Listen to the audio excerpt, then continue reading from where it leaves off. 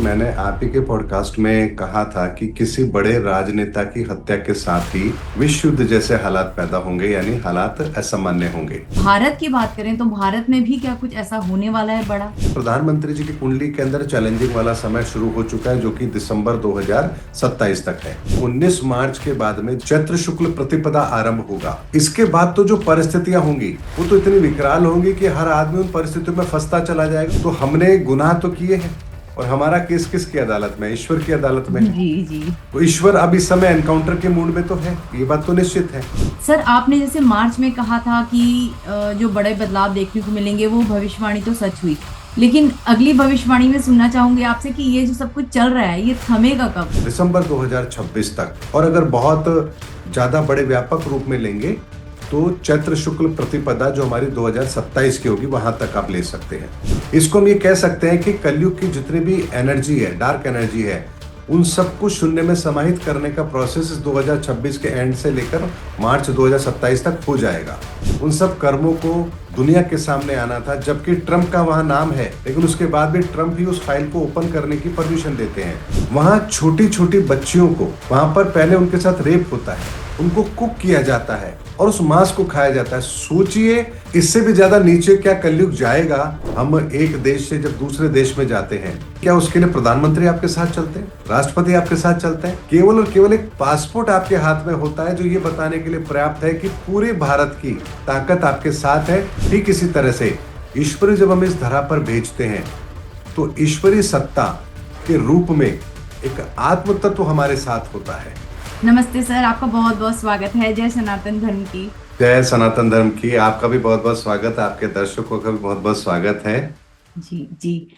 Sir, आपसे अभी कुछ महीने पहले जो मैंने एक पॉडकास्ट आपके साथ रिकॉर्ड किया था, तो आपने उसमें कहा था कि 2026 में लगभग फरवरी एंड या मार्च के आसपास बहुत कुछ बड़ा देखने को मिलेगा, किसी राजनेता की मृत्यु भी हो सकती है। आपने क्लियर बताया था उस वीडियो में। और आज जो स्थिति बनी हुई है, जो हम देख रहे हैं बाहर के कुछ देशों में, और एक देश के जो प्रमुख थे उनकी अभी हत्या का भी की पुष्टि हुई है, तो लगभग आपकी जो भविष्यवाणियां थी वो 100% सच हो गई। तो अब ये जो स्थिति बनी हुई है, इसको लेकर आगे और क्या आप नई प्रिडिक्शंस करना चाहेंगे? मैं दर्शकों को बताना चाहूंगा कि मैंने आप ही के पॉडकास्ट में कहा था कि किसी बड़े राजनेता की हत्या के साथ ही विश्व के अंदर विश्व युद्ध जैसे हालात पैदा होंगे, यानी हालात असामान्य होंगे। और ये घटनाक्रम आपने देखा भी है। लेकिन मैं बहुत स्पष्ट शब्दों में आपके इस चैनल पर कहता हूं, वर्तमान के हालात जो हैं और जो होंगे, जो है वो तो हमारे सामने है, लेकिन जो होंगे उसकी आज कोई कल्पना भी नहीं कर सकता। कोई कल्पना भी नहीं कर सकता। यानी ईरान को बहुत हल्के में लिया गया। इसराइल और अमेरिका ने सोचा कि शायद वो उसके नेता को ही, यानी कि उनके जो धार्मिक लीडर हैं, उनको यदि वो समाप्त कर देंगे तो उनकी आइडियोलॉजी खत्म हो जाएगी। लेकिन उल्टा हुआ ये कि पूरा का पूरा ईरान एक हो गया। ना सिर्फ ईरान एक हुआ है, बल्कि पूरे विश्व के अंदर उस समुदाय के जितने भी लोग हैं, फॉलोअर्स हैं, वो सब एक हो गए हैं। ऐसा क्यों हो रहा है, किस लिए हो रहा है, इस बात को समझना बहुत जरूरी है। इस समय अगर हम बटे हुए हैं तो हम दो जगह से बटे हुए हैं। एक बटे हुए हैं हम सीमाओं के अंदर, और एक बटे हुए हैं हम धर्म के आधार पर। धर्म के आधार पर यदि मैं बात करूं तो प्रत्येक व्यक्ति अपने आप को धार्मिक बोलता है। अगर हम धार्मिक हैं तो फिर हम बटे किस आधार पर हैं? हम बटे हुए हैं अपनी आइडियोलॉजी के आधार पर। यानी मैं ईश्वर को मानता हूं, कोई खुदा को मानता है, कोई परमेश्वर को मानता है। मानते हम सब एक किसी एक ऐसी शक्ति को है जो ब्रह्मांड में कहीं है और हमें चला रही है। लेकिन फिर भी हम बटे हुए हैं। क्यों बटे हुए हैं? क्योंकि हमारी आइडियोलॉजी क्या कहती है? अरे, वो तो भगवान शिव है। वो कहता है अरे वो तो खुदा है। वो कहता है वो तो गॉड है। वो तो वाहे गुरु है। वो तो महावीर भगवान है। वो तो महात्मा बुद्ध है।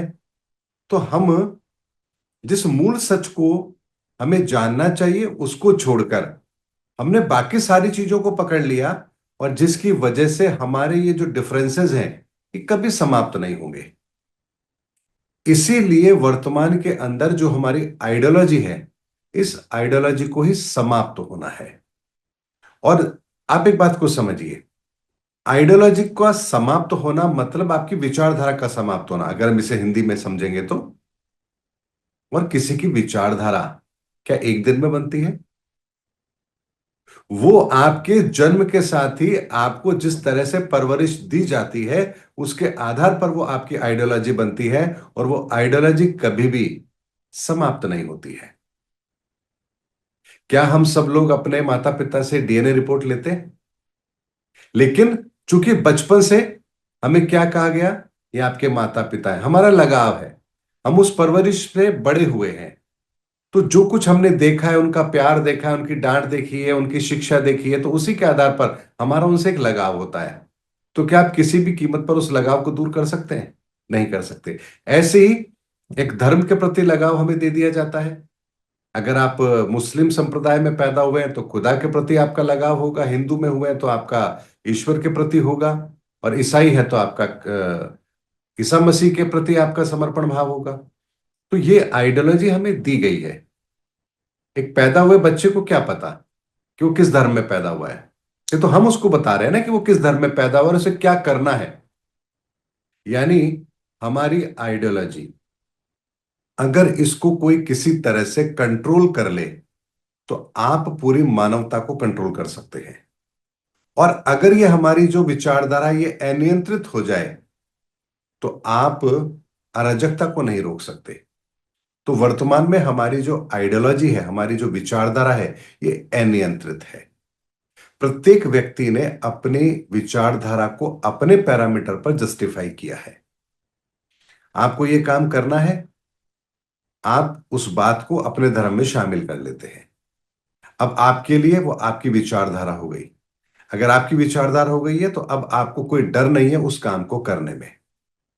जैसे हमारे हिंदू के आइडियोलॉजी के अंदर क्या आता है, हमारी विचारधारा में मांसाहार का सेवन नहीं करना है। तो वहीं किसी दूसरे धर्म में तो कुर्बानी भी है और उसको खाया भी जाता है, वो तो उनका मूल त्योहार है। तो अगर मांस को उन्होंने अपनी विचारधारा में शामिल कर लिया तो वो उनके लिए पर्व हो गया। जैन मत में क्या कहा गया, अहिंसा परमो धर्म। तो उस आइडियोलॉजी को जो फॉलो कर रहा है उसके लिए हिंसा ठीक नहीं है। लेकिन अगर उस आइडियोलॉजी की बात करें तो उसके अलावा जो लोग हैं, तो अभी वर्तमान में जो हो रहा है, जो युद्ध हो रहा है, इसमें कहां से अहिंसा परमो धर्म है?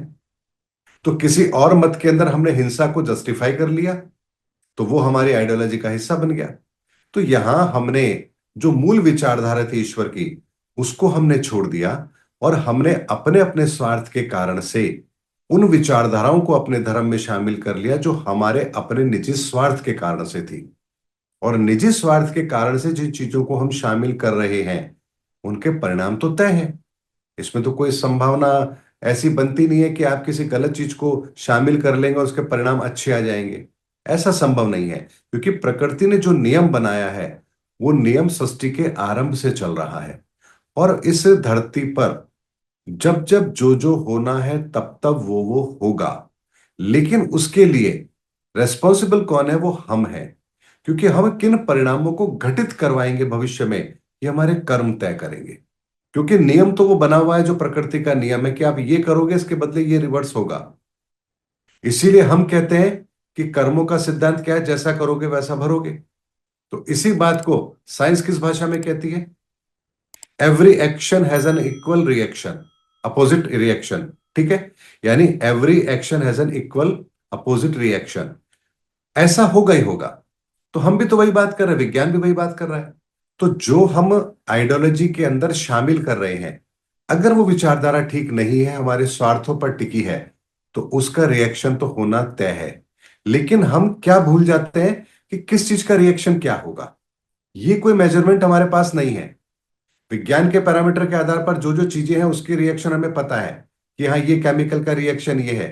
लेकिन इस ब्रह्मांड के अंदर जो ऊर्जाएं काम करती हैं, उन ऊर्जाओं के अंदर जब आप किसी तरह की मिलावट करते हैं तो उसका रिएक्शन क्या होगा, इसका कोई सिद्धांत हमारे पास है? नहीं है। और यही है सनातन सिद्धांत। तो ये सनातन सिद्धांत है, ये हमें बताते हैं कि कौन सा रिएक्शन कब होता है, किस कर्म को करने पर कौन सा रिएक्शन होगा या कौन सा एक्शन होगा। और इसे ही हम कर्म सिद्धांत कहते हैं। तो जो हमने किया है उसके परिणाम हमारे सामने होंगे। और जब हम ज्योतिषीय आकलन करते हैं, सनातन सिद्धांतों को समझते हैं, उन पैरामीटर को जब अप्लाई करते हैं, तो हमें पता होता है कि इस समय पर ब्रह्मांडीय ऊर्जा इस तरह का कोई एक्शन जरूर करवाएगी, और उस एक्शन के बाद में रिएक्शन जरूर होगा। और इसी को जब हम प्रिडिक्शन के रूप में लेते हैं तो आपको लगता है कि प्रिडिक्शन बिल्कुल सच हुई है। जी सर, क्योंकि अभी तक जितने भी मैंने टॉपिक्स पर आपसे बात की है और 2026 में जो जो चीजें आपने बताई थी वो मुझे तो सब कुछ सत्य होती नजर आ रही है। इसमें आपने एक चीज और भी बताई थी हमारे उस पिछले पॉडकास्ट में कि 2026 के मार्च के महीने में भारत की राजनीति में भी कुछ बड़ा उथल पुथल देखने को मिलेगा।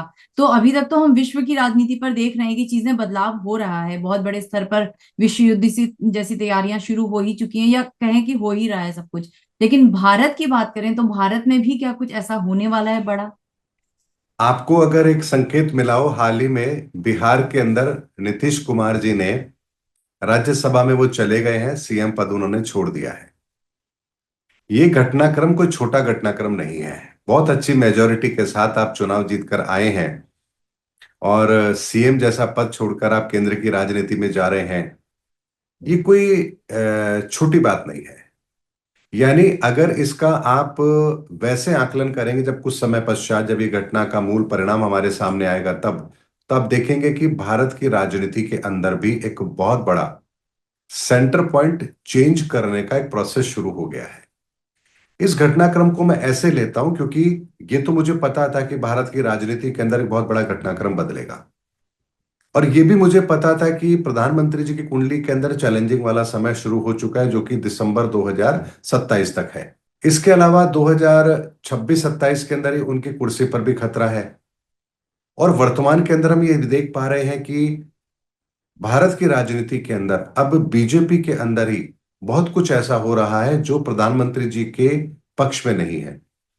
ऐसे में मुझे लगता है कि ये जो कुछ भी घटनाक्रम हो रहा है, ये कहीं ना कहीं इन असंतोष को दबाने के लिए एक इस तरह की रणनीति को अपनाया जा रहा है, जहां किसी भी तरह की ऐसी परिस्थिति जब बने जहां मोदी जी की कुर्सी को खतरा हो, या मोदी जी के पद पर रहने में संशय पैदा हो, या कुछ लोग ऐसे निकल करके आए जो अपना दावा उस कुर्सी के लिए करे, तो उन सब माहौल को कैसे हैंडल करना है, ये मैं इस घटना को उस क्रम में देखता हूं।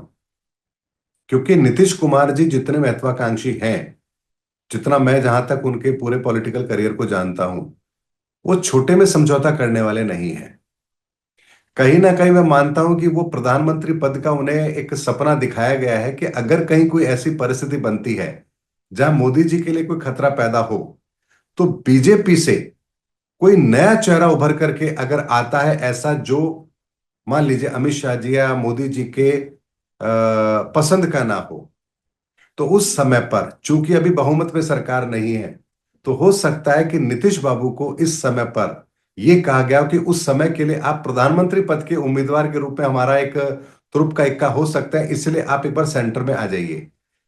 ये घटनाक्रम मैं देख रहा हूं। यानी यहां पर अगर थोड़े समय के बाद में चंद्रबाबू नायडू को भी लेकर के अगर कुछ घटनाक्रम बनता है, यानी उन्हें भी कहीं किसी तरह से थोड़ा सा चेंज किया जाता है, मैं यहां पर उनके सीएम पद की बात नहीं कर रहा हूं, लेकिन मान लीजिए उस पार्टी के साथ में कुछ नया गठबंधन होता है, या उन्हें कुछ विशेष पैकेज दिए जाते हैं, अगर इस तरह का कोई एक घटनाक्रम यदि आने वाले समय के अंदर अगर भारत की राजनीति में हो रहा है, तो मेरी इस बात पर मोहर 100% लगेगी कि आने वाले समय के अंदर प्रधानमंत्री जी अपनी कुर्सी के आसपास जो घेराबंदी करना चाहते हैं, ये उसी का परिणाम है। और ये बहुत दूर की कोड़ी सोच करके चली गई है, ताकि आने वाले समय के अंदर जो भारत की राजनीति में असंतोष पैदा होगा, ये बात तो निश्चित है, होगा ही होगा, 100% होगा, इसमें कहीं कोई संदेह नहीं होना चाहिए। लेकिन देखिए, योद्धा अगर मैदान में है तो उसे लड़ना तो होगा, चाहे उसे पता हो कि संघर्ष बड़ा है या छोटा है, वो हथियार नहीं डाल सकता। तो ये सब कुछ मैं उसी कहावत की तरह देख रहा हूं कि जहां प्रधानमंत्री जी आने वाले समय की राजनीतिक अस्थिरता को, जियोपॉलिटिकल सिचुएशन को, और बीजेपी के अंदर जिस तरह का माहौल बन रहा है, या आरएसएस की जो विचारधारा इस समय मोदी जी के साथ जो टकराव की स्थिति पैदा कर रही है, इन सारे घटनाक्रम को लेकर के मैं जब देखता हूं, तो मुझे एक बहुत बड़ी योजना इस समय पर मूर्त रूप लेती हुई नजर आ रही है, जो 2026-27 की राजनीति को बहुत ज्यादा प्रभावित करेगी। और इसके अंदर बहुत सारे समीकरण बन के हमारे सामने आएंगे। तो निश्चित तौर पर, और मैंने कहा था ये सब मार्च में होगा, और अब देखिए 5 मार्च को ये सारा घटनाक्रम हो गया, जबकि मार्च आरंभ भी हुआ है। तो ये सब कुछ होगा, बहुत तेज गति से होगा। और अभी तो 19 मार्च के बाद में जब चैत्र शुक्ल प्रतिपदा आरंभ होगा, इसके बाद तो जो परिस्थितियां होंगी वो तो इतनी विकराल होंगी कि हर आदमी उन परिस्थितियों में फंसता चला जाएगा और किसी को बचने का मौका भी नहीं मिलेगा। यानी हर व्यक्ति इन परिस्थितियों में फंसता चला जाएगा। कुदरत जो परिणाम देने वाली है वो देकर रहेगी, और हर व्यक्ति उन परिस्थितियों में फंसता चला जाएगा, चाहे वो प्रधानमंत्री हो, राष्ट्रपति हो, अमेरिका के राष्ट्रपति हो, या एक आम इंसान हो। हर व्यक्ति इस समीकरण के अंदर फंसेगा, ये बात निश्चित है। तो सर ये तो आपने सब कुछ बता दिया कि क्या घटित होने वाला है, तो इसे सुनकर थोड़ी सी घबराहट तो हुई है। लेकिन जैसे मैं चाहूंगी कि कुछ लोग जो इसका हिस्सा ना बनना चाहें, जो चाहेंगे कि इस नवरात्रि से जो बड़ा बदलाव आ रहा है वो उस चीज से बचें, उनके ऊपर ऐसी कोई आपदा ना आए, तो क्या उसका भी कोई विकल्प है? देखिए, अगर कोई अपराधी है तो पुलिस के पास एक विकल्प होता है, एनकाउंटर का।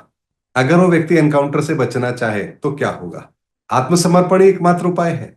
तो हमने गुनाह तो किए हैं, और हमारा केस किसकी अदालत में है? ईश्वर की अदालत में है। जी जी। तो ईश्वर अब इस समय एनकाउंटर के मूड में तो है, ये बात तो निश्चित है। तो बेहतर है कि हम इन परिस्थितियों से बचना चाहते हैं तो अपना आत्मसमर्पण ईश्वर के सामने कर दें। यही एकमात्र विकल्प है। क्योंकि ये धरती देखिए हमारी बनाई हुई नहीं है। इस धरती पर हम स्थायी तौर पर नहीं रहने वाले हैं। ये धरती ईश्वर की बनाई हुई है। इस धरती के नियम ईश्वर के बनाए हुए हैं। हम कौन होते हैं नियमों के अंदर हस्तक्षेप करने वाले? हम कौन होते हैं इस धरती के अंदर व्यवधान पैदा करने वाले? अगर हम अपना आत्मसमर्पण कर दें कि हे ईश्वर, ये धरती आपकी बनाई हुई है, यहां आपके ही नियम चलते हैं, हम केवल निमित्त मात्र हैं, और हमें वो सद्बुद्धि दें ताकि हम आपके नियमों को समझ पाएं, इस प्रकृति का हम कोई अपमान ना करें, इसका दोहन ना करें, हम इस प्रकृति की रक्षा करें, ऐसी सद्बुद्धि हमें दीजिए। तो क्या यहां पर ईश्वर फिर हमारी मदद नहीं करेंगे? क्योंकि जो हमारे भीतर विचार आते हैं वो कहीं से इंपोर्ट होके तो आते नहीं है। कि कहीं आपको लगता हो कि जी जैसे हर हर महीने हम राशन का सामान खरीदते हैं, क्या इसी तरह से क्या हम मार्केट में जाके विचार खरीद के लाते हैं कि भाई मार्च का महीना चल रहा है, भाई जो कुछ अच्छे विचार चाहिए चलो मार्केट से खरीद लाते हैं, इस कंपनी का बढ़िया मिलता है। ये विचार आपके भीतर पैदा होते हैं। ये जो विचार आपके भीतर पैदा हो रहे हैं, ये पैदा कैसे हो रहे हैं? इनके पीछे का मैकेनिज्म क्या है? इनके पीछे का सिद्धांत क्या है? तो इस बात को यदि आप समझेंगे तो आप पाएंगे कि जब हम ईश्वरीय सत्ता को स्वीकार करके, जब उनके आगे समर्पण भाव रख करके जब हम कर्म करते हैं, तो हमारे भीतर जो विचार पैदा होते हैं वो ईश्वरीय विचार होते हैं। और ईश्वरीय विचार कभी भी विनाश के नहीं हो सकते हैं। लेकिन जब आप ईश्वरीय विचारों को स्थान ना दे करके लालच में आके, हम अपने मन के वशीभूत या किसी और वजह से जब आप अपने आप को घृणित मानसिकता के अंदर लेकर आते हैं, तब यहां आपके विचार दूषित होते हैं, और ये दूषित विचार आपको ईश्वर से दूर कर देते हैं। इसीलिए हम कहते हैं कि हमें सकारात्मक विचार रखने चाहिए। तो ये जो दो प्रतिद्वंदिता है, ये हमें हर जगह देखने को मिलेगी। अगर दिन है तो रात भी है, नकारात्मक है तो सकारात्मक भी है। तो ये जो दो परिस्थितियां हमें दिखती हैं, बस इसी का चयन हमें करना होता है कि हमें किस दिशा में जाना है। हमें सकारात्मक दृष्टिकोण की ओर अपने आप को रखना है या नकारात्मक दृष्टिकोण की ओर रखना है। तो जहां पूरी दुनिया में विनाश की लीला चल रही है, तो क्या हम अपने आप को उस भूमिका में नहीं लेकर आ सकते जहां नया सृजन हो रहा है? तो युग परिवर्तन का समय है, नव सृजन का समय है। तो क्या हम ईश्वर से प्रार्थना नहीं कर सकते, हे ईश्वर, इस नव सृजन के अंदर भी हमें कुछ अवसर दे ताकि हम भी इस कार्य को कर सकें? तो हमारे पास विकल्प दोनों है कि हम विनाश का हिस्सा बनना चाहते हैं या सृजन का हिस्सा बनना चाहते हैं। अगर विनाश का हिस्सा बनना चाहते हैं तो हमारी मानसिकता फिर वैसी ही होगी, और हम विनाश का हिस्सा जरूर बन जाएंगे। लेकिन यदि हम सृजन का हिस्सा बनना चाहते हैं तो ईश्वर हमारी मानसिकता को भी ठीक करेंगे, और निश्चित तौर पर इस एनकाउंटर से हम बचेंगे। ये बात निश्चित है, क्योंकि क्षमा का प्रावधान ईश्वर के यहां पर भी है। और तभी तो भगवान श्री कृष्ण ने कहा ना कि अर्जुन, कोई पापी से पापी भी व्यक्ति यदि मुझे भजता है तो मैं उसे भी प्राप्त हो सकता हूं। यानी कि हम जिस सेकंड चाहें उस सेकंड से अपनी जिंदगी की दिशा को बदल सकते हैं। ये कोई मैटर नहीं करता कि हमने पहले कितने खराब कर्म किए हैं। जो खराब कर्म किए हैं उसका फल तो मिलेगा, लेकिन आगे की हमारी गति अच्छी होगी, इसके लिए तो हम कभी भी इनिशिएटिव ले सकते हैं। तो क्यों ना आज से हम ये सोचें कि इस नव सृजन के अंदर हम ईश्वर से प्रार्थना करें कि हे ईश्वर, इस युग परिवर्तन के अंदर हमें भी कुछ महत्वपूर्ण भूमिका दे, हमारा भी मार्गदर्शन करें ताकि हमारे भी जीवन का कल्याण हो। तो निश्चित तौर पर हम इस विनाश से बचेंगे। जी बिल्कुल सही कहा आपने। सत्य की राह पकड़ेंगे तो सत्य की ओर जाएंगे, और झूठ और बेईमानी का पकड़ेंगे तो ईश्वर के रास्ते तो हम वैसे भी है नहीं। आ, सर, आपने जैसे मार्च में कहा था कि जो बड़े बदलाव देखने को मिलेंगे वो भविष्यवाणी तो सच हुई, लेकिन अगली भविष्यवाणी में सुनना चाहूंगी आपसे कि ये जो सब कुछ चल रहा है ये थमेगा कब? इसका कोई तो अंत का समय भी होगा क्या? इसकी भी कोई ऐसी एस्ट्रोलॉजिकल कोई चार्ट्स ऐसे दिखते हैं? इसको एक बहुत छोटे एग्जाम्पल से समझिए। अगर किसी का मान लीजिए कोई एक्सीडेंट हुआ, एक्सीडेंट में उसे चोट लगी, तो एक समय होता है जब वो उस एक्सीडेंट के कारण से उस व्यक्ति की प्रॉब्लम या उसकी पीड़ा या उसकी बीमारी, वो परिस्थितियां बिगड़ती चली जाती है। लेकिन एक समय ऐसा आता है जब वो बिगड़ना बंद हो जाती है और फिर सुधार की प्रक्रिया आरंभ हो जाती है। तो हम इस घटना को ऐसे ले सकते हैं कि एक समय ऐसा आता है जब हम ये कहते हैं कि हाँ, परिस्थितियां आउट ऑफ कंट्रोल अब नहीं है, यहां से चीजें अब कंट्रोल में आने लगेंगी। ऐसे ही अगर हम इस वर्तमान समय को लें तो दिसंबर तक, दिसंबर 2026 तक, और अगर बहुत ज्यादा बड़े व्यापक रूप में लेंगे तो चैत्र शुक्ल प्रतिपदा जो हमारी 2027 की होगी वहां तक आप ले सकते हैं।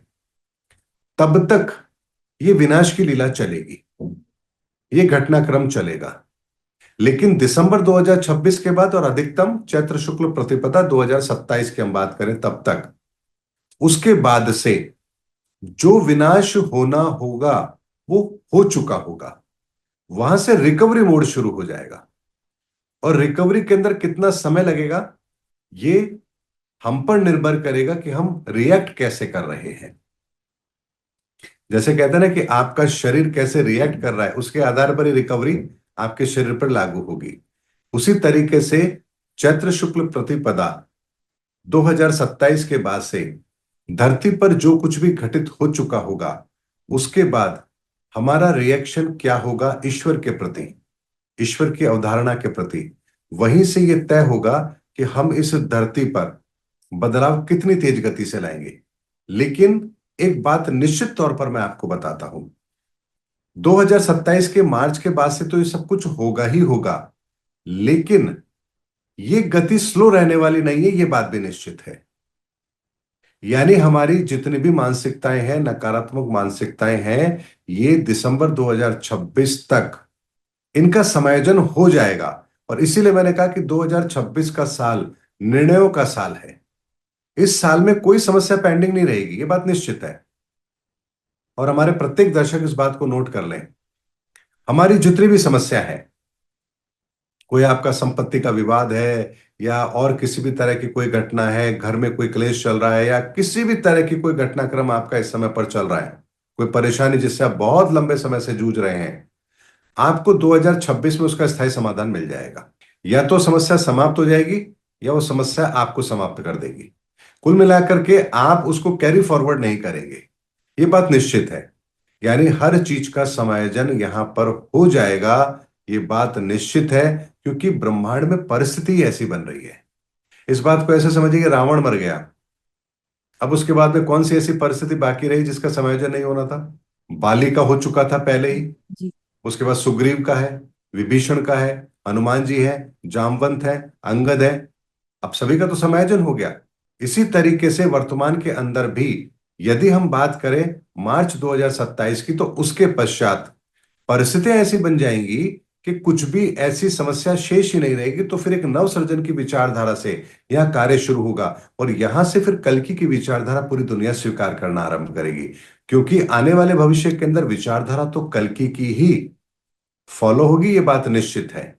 इसमें किसी को भी 1% भी संदेह नहीं होना चाहिए, क्योंकि आने वाला समय ना इस्लाम का है, ना हिंदू का है, ना जैनिज्म का है, ना ईसाइयत का है, किसी का भी नहीं है। आने वाला समय जो है वो सनातन का है, सनातन की आइडियोलॉजी का है, और कल्कि की विचारधारा को इस धरती पर स्टैब्लिश होना है, ये बात निश्चित है। और इस सारी की सारी प्रक्रिया प्रत्यक्ष तौर पर आप मार्च 2027 यानी चैत्र शुक्ल प्रतिपदा 2027 के साल से आप देखना आरंभ कर देंगे, जिसको चलने में भी थोड़ा वक्त लगेगा। 2032 तक जाकर के पूरी दुनिया में विचारधारा स्टैब्लिश हो जाएगी।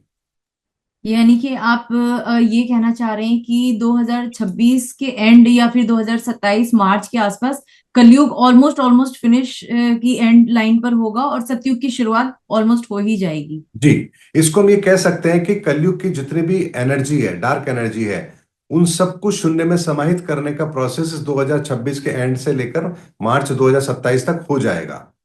इसके बाद में पुनः नव सृजन की चेतना इस ब्रह्मांड में काम करेगी, और उसका एक्सपेंशन फिर हम काफी लंबे समय तक देखेंगे।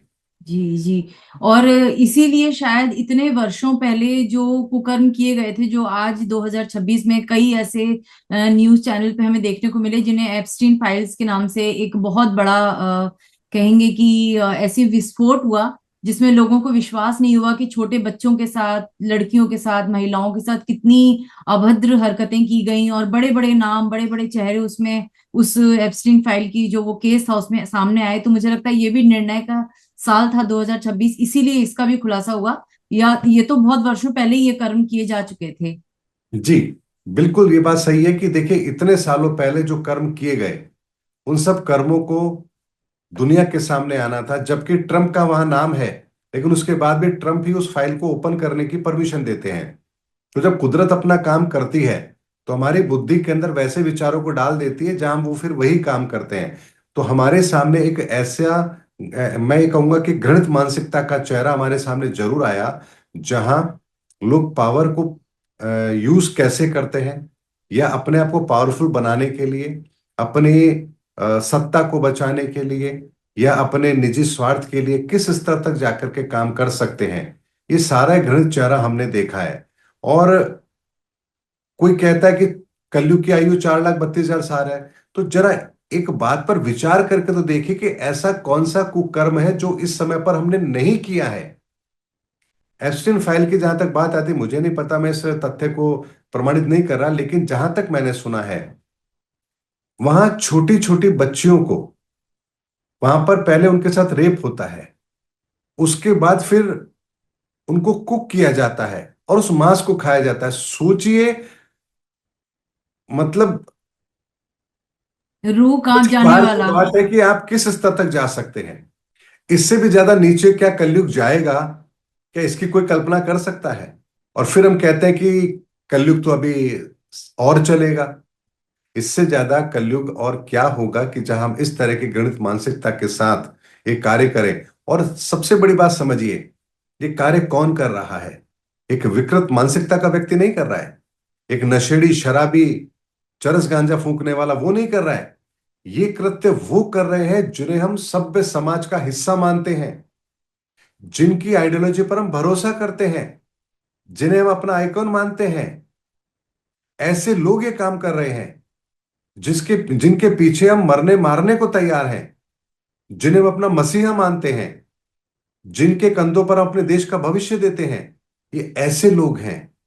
तब सोचिए कि हमने क्या ऐसा कर लिया है कि जिसका समायोजन अब हो नहीं सकता, और जिसके लिए प्रकृति को बदलाव तो करना ही पड़ेगा, क्योंकि ऊर्जाओं के लेवल पर बहुत कुछ ऐसा हम कर चुके हैं।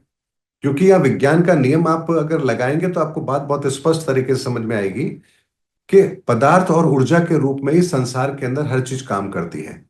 तो हम जो भी कोई कर्म करते हैं, उस कर्म के साथ ही हम इस ब्रह्मांड में एक ऊर्जा का निर्माण भी करते हैं। वो जिस ऊर्जा का निर्माण हम कर रहे हैं, वो ऊर्जा इस ब्रह्मांडीय व्यवस्था के अंदर अपना एक ब्लूप्रिंट जरूर रखती है, और उस ऊर्जा का समायोजन भी फिर ब्रह्मांड को करना ही होता है। ये बात निश्चित है। इस बात को ऐसे समझिए कि धरती का काम ये नहीं है कि वो ये तय करे कि कौन से बीज को वो उगाए या कौन से बीज को ना उगाए। उस धरती का काम है कि जो बीज उसके भीतर डाला जाएगा, उसे उसको अंकुरित करना है, चाहे वो जहर हो या कोई फल हो, क्योंकि प्रकृति का नियम यही है।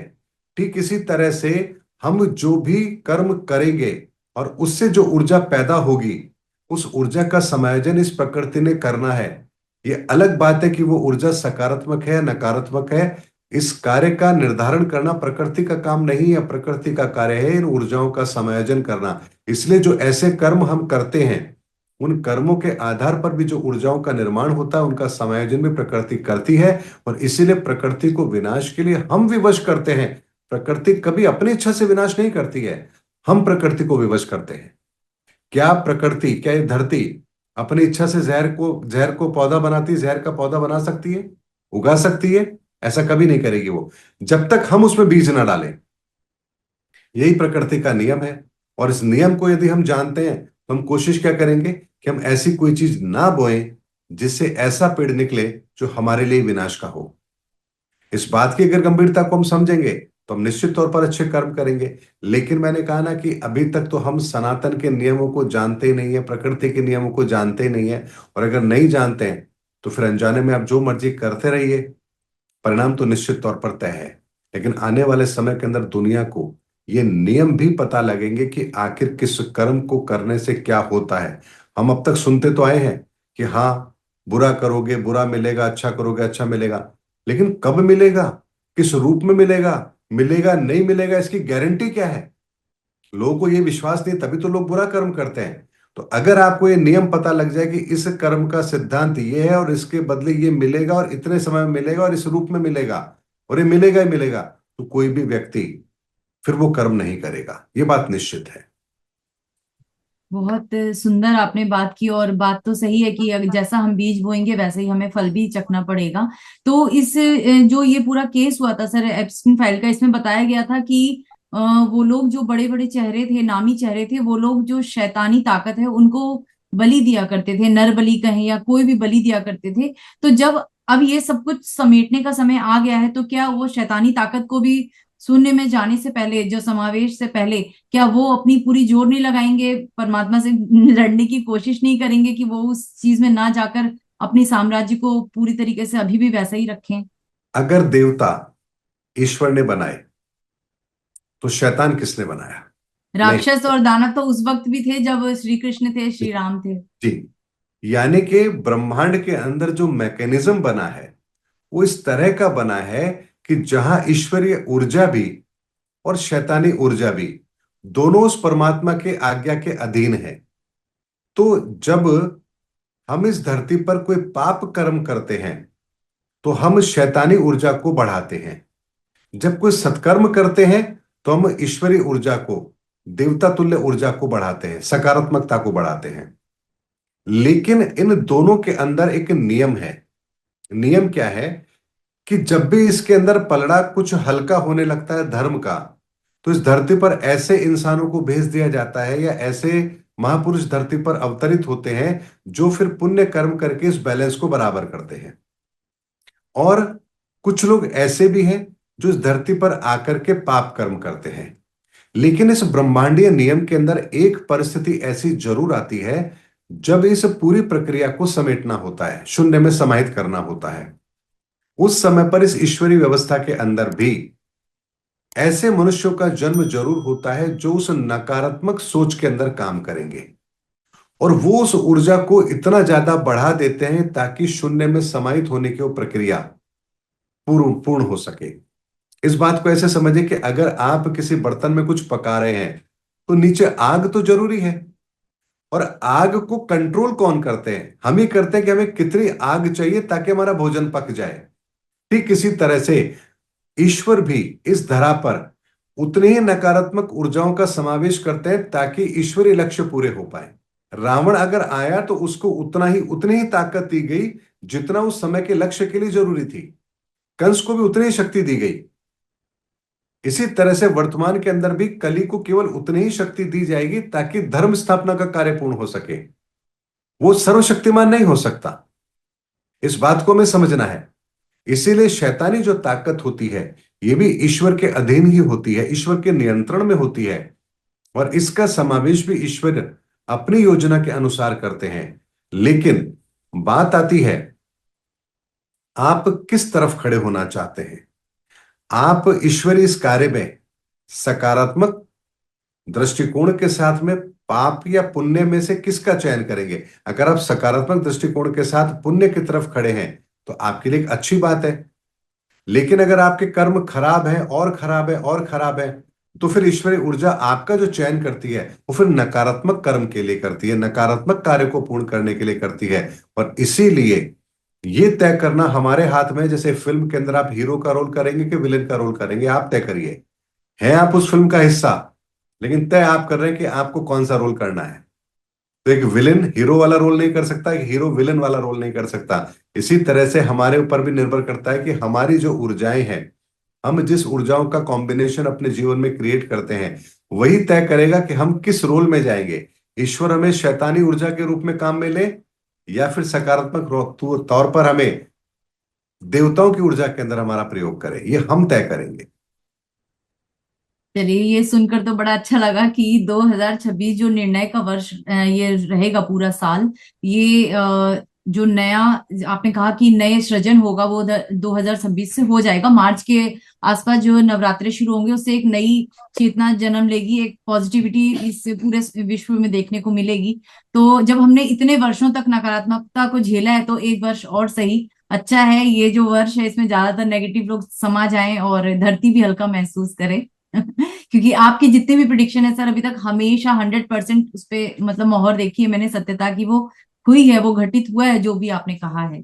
जी, ये तो अच्छी बात है। और देखिए, नवरात्रे जो हमारे होते हैं, चैत्र शुक्ल प्रतिपदा की जब हम बात करते हैं, तो ब्रह्मांडीय ऊर्जाओं के लेवल पर भी जब एक सृष्टि के क्रम में एक नया क्रम शुरू होता है, तब सर्वप्रथम 9 दिन के नवरात्रे इन्हीं हमारी ऊर्जाओं को पुनः इस धरती के लिए तैयार करते हैं, ताकि हम अगले 6 माह तक, क्योंकि सूर्य उत्तरायण और दक्षिणायन 2 तरह की स्थिति होती है, तो इस धरती पर साल में 2 बार हमारी धरती की ऊर्जाओं को भी व्यवस्थित करने का काम इन नवरात्रों के पर्व के रूप में होता है।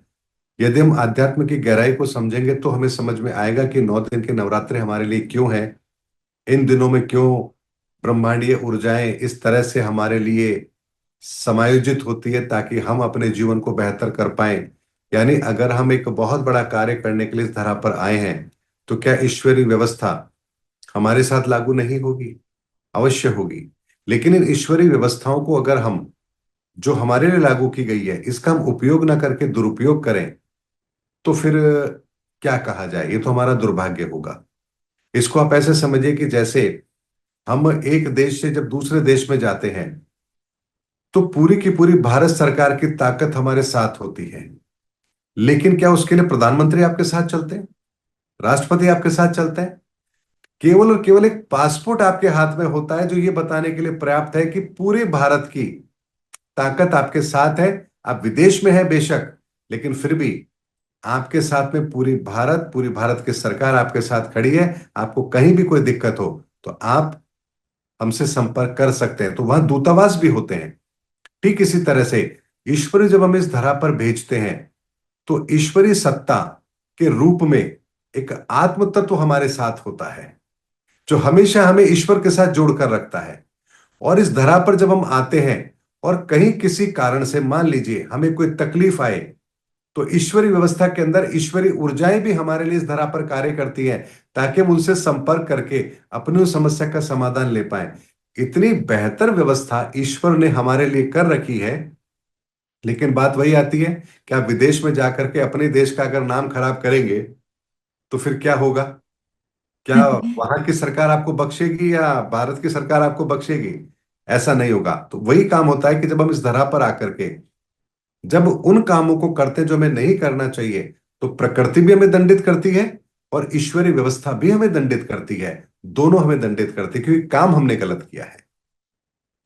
कितने सुंदर उदाहरण के साथ आपने चीजों को समझाया कि जैसे हम कहीं जाते हैं तो जैसे सरकारें हमारा सहयोगी होती हैं, वैसे ही इस धरा पर जब हम आए हैं तो ईश्वर की वो शक्ति भी हमारी सहयोगी है। बस जो चयन है वो हमें करना है कि हम किस पक्ष में और किस तरीके से अपने व्यवहार को रखते हैं। बहुत बहुत आभार आपका दिल से, इस प्यारी जो आज आपने हमारे साथ ये बातें शेयर की, इतना दिल को एक संतुष्टता महसूस हुई कि एक वर्ष और है और उस नए वर्ष में जब हम जाएंगे तो बहुत कुछ नया देखने को मिलेगा। ईश्वर की जो पॉजिटिविटी है वो चारों ओर देखने को मिलेगी हर व्यक्ति में, क्योंकि नकारात्मकता इस वर्ष के अंत तक मुझे लगता है समाप्त होने की पूरी कगार पर रहेगी। मैं सर फिर आपसे जल्द जुड़ूंगी, क्योंकि नवरात्रि पर आपने जैसे अभी आप कहा आपने कि बहुत कुछ नया होता है, तो मेरे मन में भी ये चीज की फिर से एक कौतूहल हुआ है कि नए क्या होता है और हम अपने आप को किस तरीके से प्रिपेयर करें। तो मैं फिर आपसे जल्द मिलूंगी, तब तक के लिए बहुत बहुत धन्यवाद। जय सनातन धर्म की। जय सनातन धर्म की।